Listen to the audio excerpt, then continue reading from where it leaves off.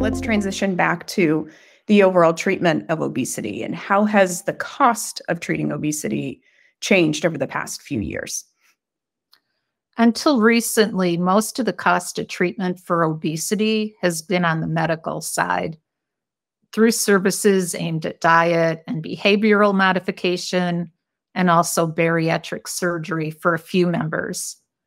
In the bars in the chart on the left, we see medical spend for obesity treatment in blue and the drug spend in yellow.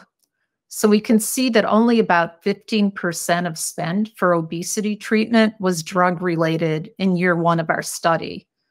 But since year one of our study period, the average member who is obese has seen an increase in drug spend for obesity go up from $56 to over $300. And this drug spend more than doubled in the last year alone.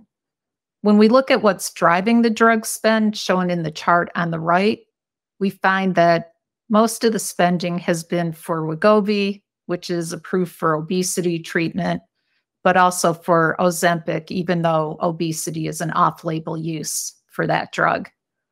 But despite the large increase, only about 6% of members with obesity were being treated with a GLP-1 agonist. So we can see that there's potential for a lot more RX spend in the future.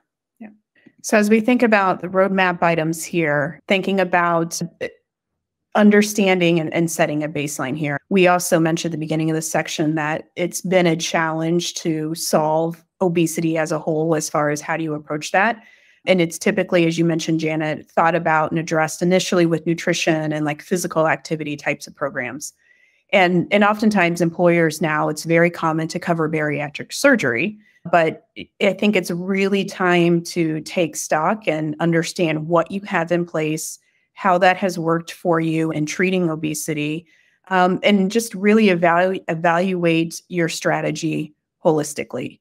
Really considering all treatments for obesity, knowing that they can be very individualized, but thinking about what support is in place to really ensure the success of the various treatments and modalities, everything from your lifestyle changes to medication to surgery as well.